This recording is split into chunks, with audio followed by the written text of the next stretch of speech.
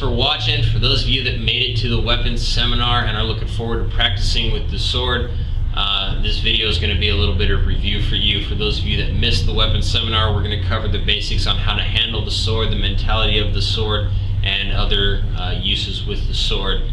So let's get started. The first thing to remember is that this is a weapon. This is not a toy. It is to be treated as a weapon and not as a toy. It is dangerous. It can hurt you if you don't do it correctly. That's what we're going to talk about in this video. All right.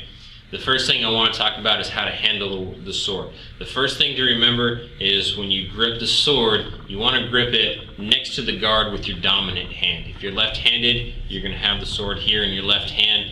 You want between the top of your hand, you want about 1 to 2 finger lengths between your hand and where the guard is. If you have one of the little plastic rings that slides over the blade so that you can have a guard there, it's an excellent gauge. If not, you just have to judge about where it is. The bottom hand is gripped in the same distance from the bottom of the sword. The space between your hands is going to vary depending on the size of your hands. When you're gripping the sword, you want your hands to be tight, but your wrist, elbow, and shoulder to be very relaxed. If your wrist and your elbow are stiff, you're going to have very mechanical motions with the sword, and you want the sword to be more fluid as it is moved. So your hands are tight, but your wrist and everything else is very loose, all right?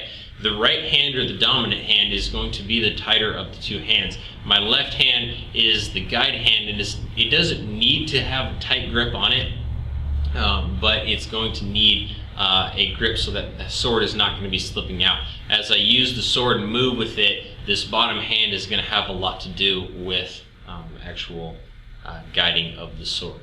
When I'm holding the sword, I'm going to have my hand, I'm going to grab on the blade side of the handle so that my hand can properly grip it when it needs to be drawn. The blade is going to point upward, which means that the curve of the sword is going down. If the curve of the sword is pointing up like this, it is incorrect, and I'll show you why in just a second. All right? When the blade is to the sky, it's held in my less dominant hand and by my side. As I go to draw the sword, I'm going to lift it to my hips. At this point, I'm going to take that first part of my fingers, I'm going to place it on the sword. As I do this, I'm going to roll the sword so that the blade is now facing away from me. All right? If the sword is held incorrectly, as I curl that way, now the blade points towards me. If I pull it the other way, what it does is that prevents me from getting the proper grip with the inside of my hand. So from here, as I roll it away from me, I have a much better grip on the sword. To draw the sword, the hand that was holding the sword, my less dominant hand, is going to be staying on my hip as I pull the sword away from it. If you're using your belt,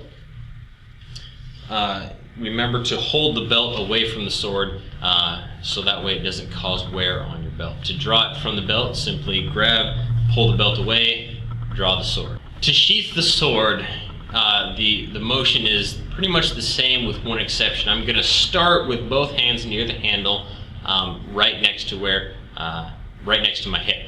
To sheath the sword, I'm going to pretty much draw the sword again. This time I'm guiding the back edge of the sword against my thumb, and what that's doing is that's guiding the sword so that I can put it now wherever it needs to be, whether that's in my belt or in the sheath. At this point, it's going to reverse the motion the whole time the blade is going to be staying away from me. At this point now, I can drop the sword to my side, or if it's in my belt, it's going to be staying there, and then the blade is rotated to the sky.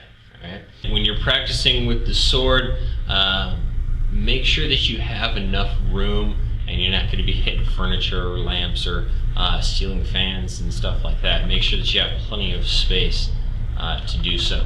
When you're using the sword, it's important to remember that the blade is always going to face away from you. That goes along with that sword mentality of this being a weapon and not a toy. I want to practice as if I was actually using a real sword, and this blade would be sharp. I don't want that sharp end pointing towards me. I want to keep that away from me. Safety for me.